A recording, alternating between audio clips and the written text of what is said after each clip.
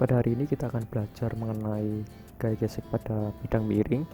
Ada dua hal yang akan kita pelajari, yaitu ketika benda menuruni secara natural atau tidak ada gaya tarik atau gaya dorong eksternal, dan yang kedua ketika benda atau balok ditarik menuju atas atau menuju puncak bidang miring. Saat suatu balok atau benda berada di bidang miring, maka benda tersebut akan secara natural turun ke bawah karena tertarik dari proyeksi dari gaya berat yang bernilai W sin theta atau mg sin theta. Kemudian jika permukaan bidang miring kasar, maka akan muncul gaya gesek yang arahnya berlawanan dengan arah gerak benda atau berlawanan dengan arah mg sin theta, yaitu arah gaya geseknya menuju arah atas atau sejajar ke arah atas dengan bidang miring.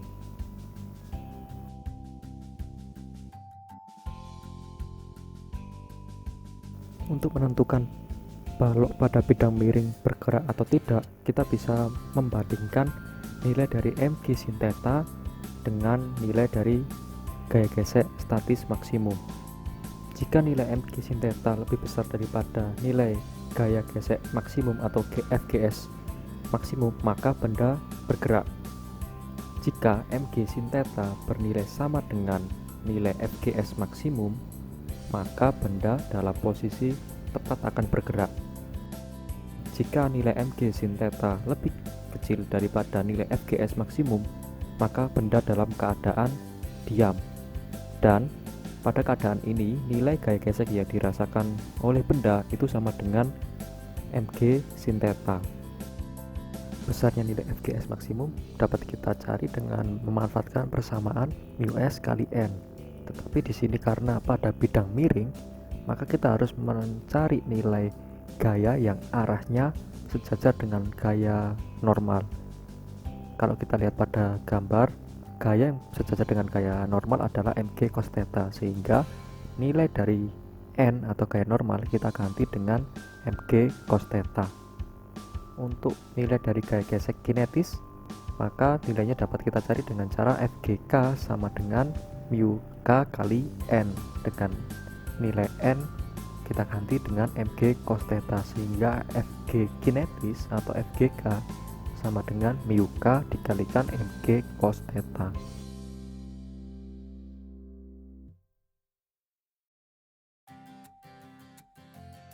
Saat benda dalam posisi bergerak, maka akan muncul nilai percepatan. Nah, untuk mencari nilai percepatan, kita bisa memanfaatkan persamaan dari hukum 2 Newton, yaitu sigma F sama dengan M kali A. Sigma F ini terdiri dari mg sin theta dikurangi dengan nilai gaya gesek kinetis.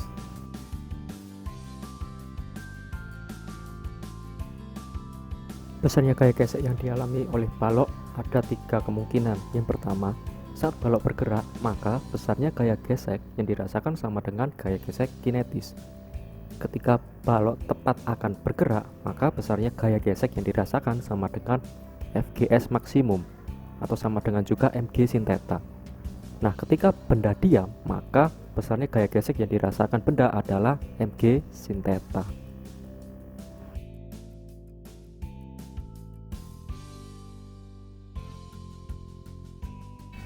Contoh soal, misalkan ada sebuah balok terletak pada bidang miring kasar, massa balok 20 kg, kemiringan 37 derajat, koefisien gesek statis antar permukaan balok dengan permukaan bidang miring 0,6, koefisien gesekan kinetis 0,4.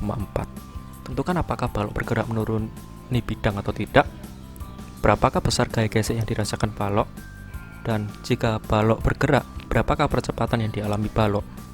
Nah, terlebih dahulu kita gambarkan gaya-gaya yang berpengaruh terhadap pergerakan balok. Ada mg sin theta dan ada F gesek. Nah, kita tentukan dulu nilai mg sin theta itu lebih besar sama dengan atau lebih kecil dari F gesek statis maksimum.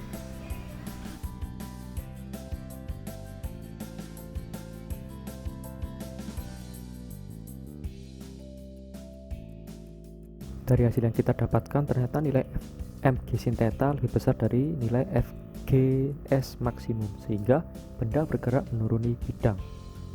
Selanjutnya, berapakah besar gaya gesek yang dirasakan balok?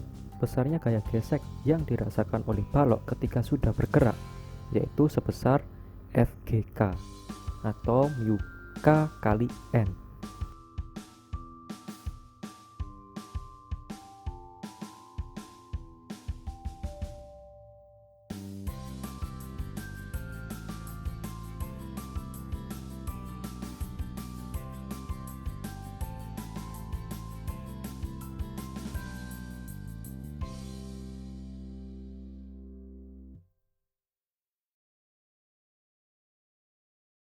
Karena benda dalam keadaan bergerak, maka nilai percepatan dapat kita cari menggunakan persamaan sigma F M kali A.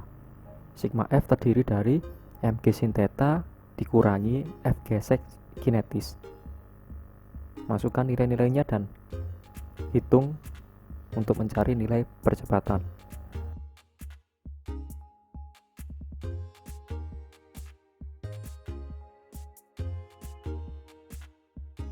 Untuk selanjutnya, ketika ada sebuah balok pada bidang miring kemudian ditarik dengan gaya ke atas searah dengan permukaan bidang, maka akan muncul gaya-gaya sebagai berikut.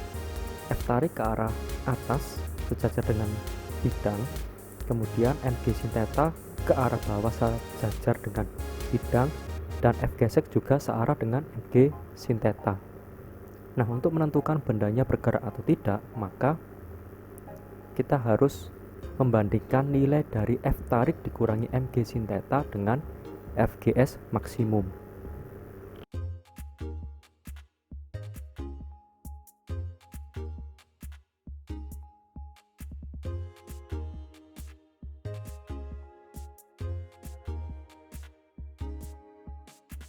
Jika hasil dari F tarik min mg sin theta lebih besar dari FGS maksimum, maka benda bergerak ke atas sejajar dengan bidang miring atau searah dengan F tarik.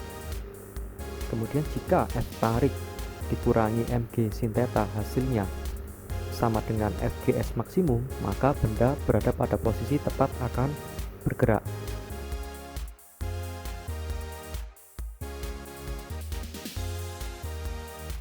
Pada dua keadaan di atas, saat benda bergerak dan saat benda tetap akan bergerak, ada syarat yang harus dipenuhi, yaitu nilai F tarik harus lebih besar dari nilai mg sin theta.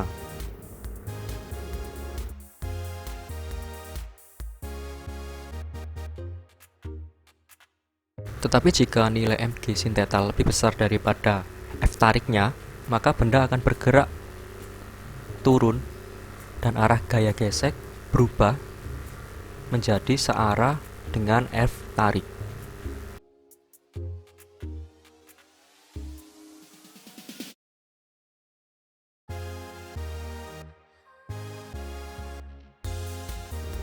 Contoh soal, misalkan ada sebuah balok yang ditarik dengan gaya ke atas, dan yang harus kita tentukan adalah berapakah besar gaya F atau gaya tarik supaya balok dalam keadaan tepat akan bergerak.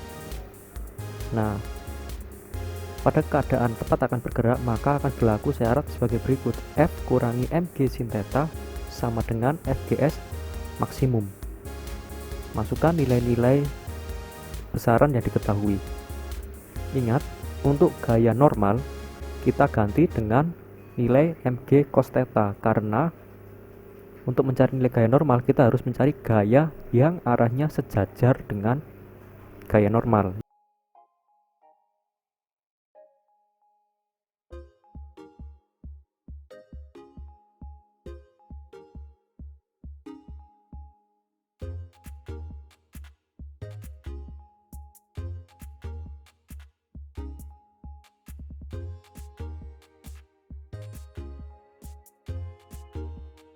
Contoh soal selanjutnya, seperti biasa gambarkan dulu arah-arah dari gaya yang terbentuk. Ketika benda sudah bergerak, maka gaya gesek yang berfungsi atau gaya gesek yang bekerja adalah gaya gesek kinetis. Untuk mencari nilai percepatan, kita bisa memanfaatkan persamaan sigma F M kali A. Saat kita lihat arah-arah gaya yang searah dengan gerakan benda atau sejajar dengan arah gerakan benda, maka bisa kita dapati yaitu F dikurangi W sin theta dikurangi FGK. Kalau dijabarkan F dikurangi MG sin theta dikurangi FG kinetis sama dengan M kali A. Masukkan nilai-nilai yang diketahui, masukkan nilai besaran yang sudah diketahui, kemudian hitung untuk mencari nilai percepatan.